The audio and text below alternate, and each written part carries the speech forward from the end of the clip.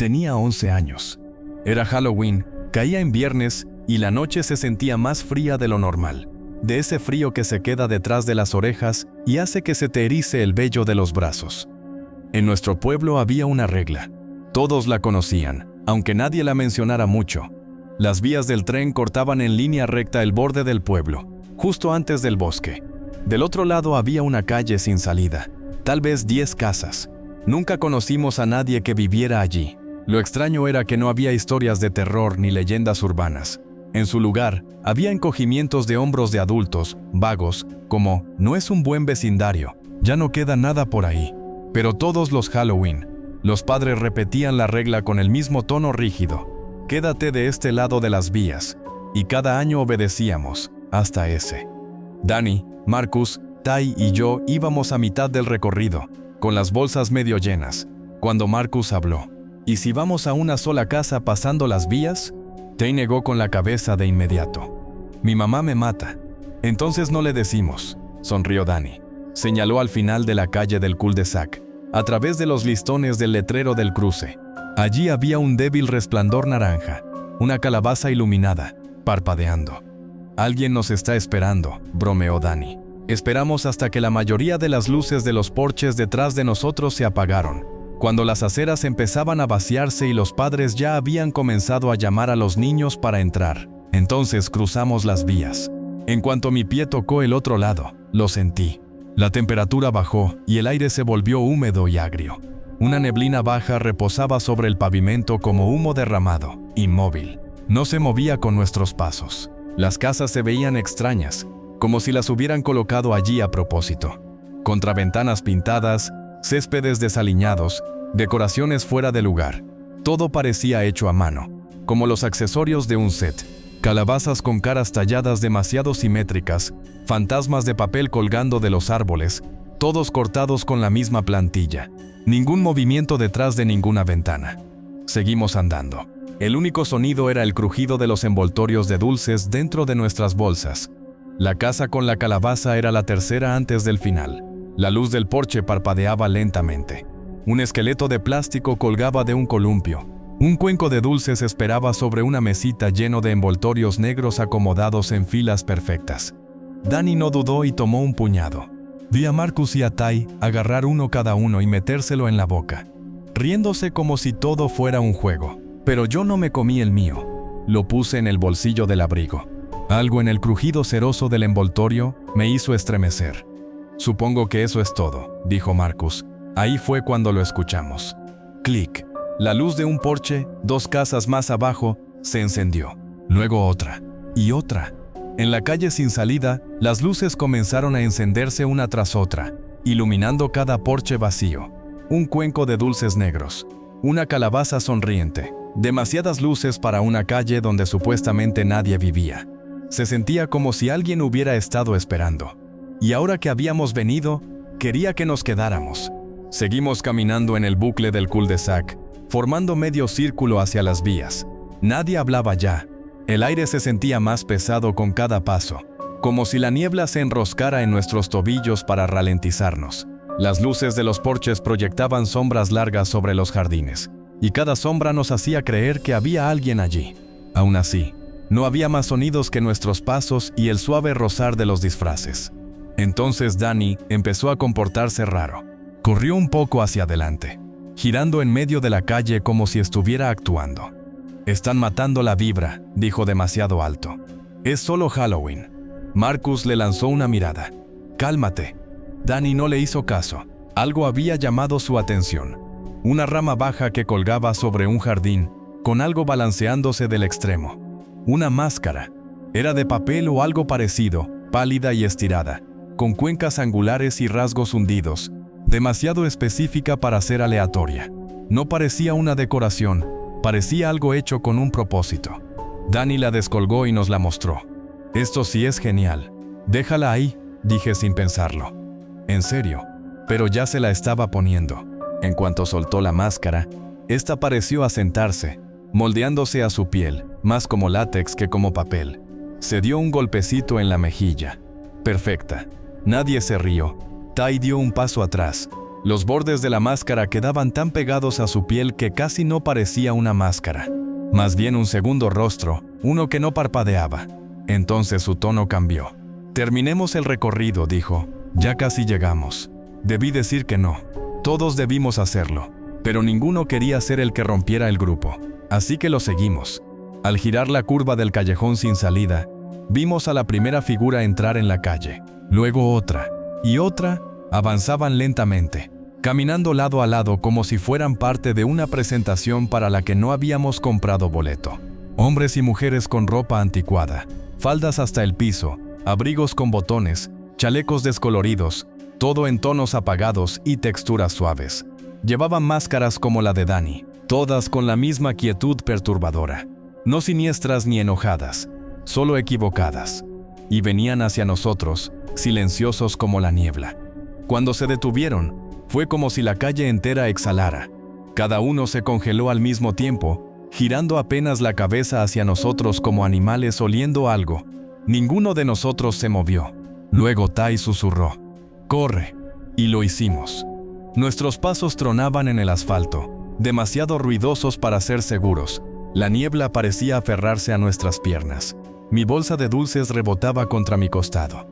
No miré atrás hasta que nos escondimos tras unos arbustos bajos, con el corazón golpeando contra las costillas. Entonces notamos que Dani no estaba.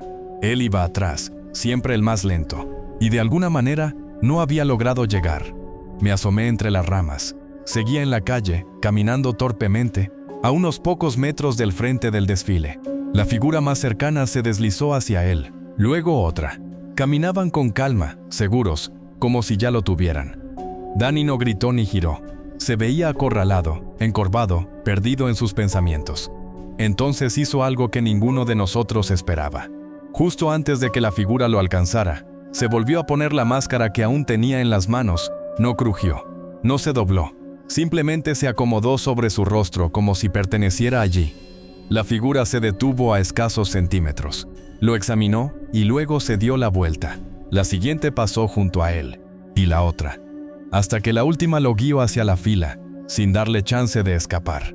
Dani siguió al grupo sin moverse de forma extraña, sin resistencia. Ahora era solo otra silueta en el desfile silencioso, mezclado entre los abrigos y los pasos lentos. Desde el arbusto, Marcus susurró: «¿Qué hacemos?». Pero nadie tenía una respuesta. Éramos niños, ellos no, y ahora se habían llevado a Dani. Esperamos hasta que la procesión desapareció calle abajo. Luego corrimos de regreso a las vías, hacia las casas con dulces comprados en tiendas y personas reales. Mirábamos atrás constantemente, esperando que Dani apareciera, pero nunca lo hizo. Esperamos. Pensamos que tal vez llamaría, tal vez mandaría un mensaje, que el lunes aparecería en la escuela como si nada, burlándose de nosotros por haber corrido. Revisamos los teléfonos.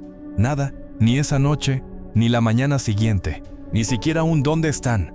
Para el mediodía, el pánico se asentaba en el estómago como leche cortada. «Probablemente lo castigaron», dijo Tai, «o le quitaron el teléfono». «Entonces llama desde el fijo», dijo Marcus. «Después del almuerzo ya no aguantamos más». Decidimos volver a cruzar las vías, pero esta vez de día. Todo es menos terrorífico con sol, ¿no? Volvimos a cruzar, solo que esta vez no había niebla, solo muerte. El aire estaba seco, el pavimento cuarteado, la hierba amarilla y rígida. Las casas se veían distintas a plena luz, ya no misteriosas, solo ruinas, pintura despegada, ventanas tapiadas. Un neumático viejo apoyado en un porche como si nadie hubiera vivido allí en décadas. Un contraste brutal con lo que habíamos visto la noche anterior. No había luces, ni calabazas, ni decoraciones, nada de Halloween, ni siquiera restos. El lugar parecía limpiado, como si la noche anterior no hubiera pasado. Seguimos el mismo camino, muy juntos. La piel me hormigueaba, como si fuera a salir corriendo ante el mínimo ruido. Encontramos los arbustos, y ahí lo vimos. La bolsa de dulces de Dani, en medio de la calle, llena, intacta. El envoltorio de arriba ni siquiera estaba arrugado. «Tenemos que decirle a alguien», susurró Marcus, así que lo hicimos. Se lo contamos a nuestros padres. Esperábamos sermones, suspiros y una solución. Los adultos siempre arreglan las cosas. Llaman al maestro cuando olvidas la tarea. Encuentran perros perdidos. Hacen que todo vuelva a la normalidad. Pensamos que sería igual. Lanzaron una búsqueda. Policía, vecinos, linternas atravesando la maleza, voluntarios con carteles de desaparecido. Y nosotros allí, respondiendo las mismas preguntas una y otra vez. ¿Están seguros de que fue aquí? ¿Están seguros de que no lo perdieron? Pero sin importar cuántas veces contamos la verdad, nadie encontró nada. Ni a Dani, ni al desfile, ni la máscara. Nada. Solo una calle vacía detrás de las vías. Y un silencio que nos siguió a casa. El tiempo pasó. Quitaron los carteles. La búsqueda se detuvo. La gente dejó de hacer preguntas, al menos las reales. Pero la historia no murió, cambió.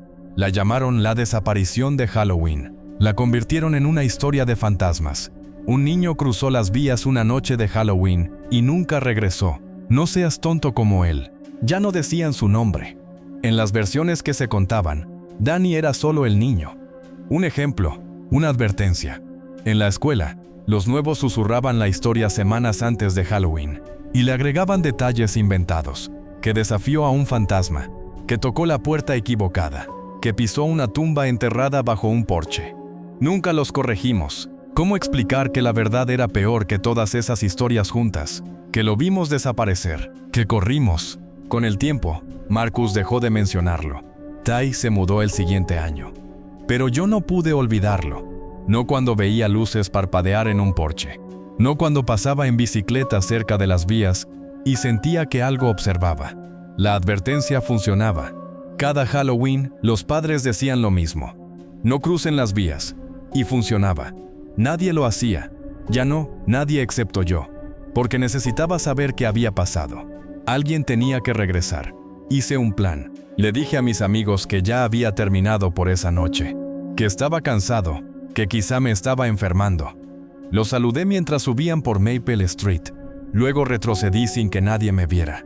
Cuando llegué a las vías, ya tenía las manos temblando.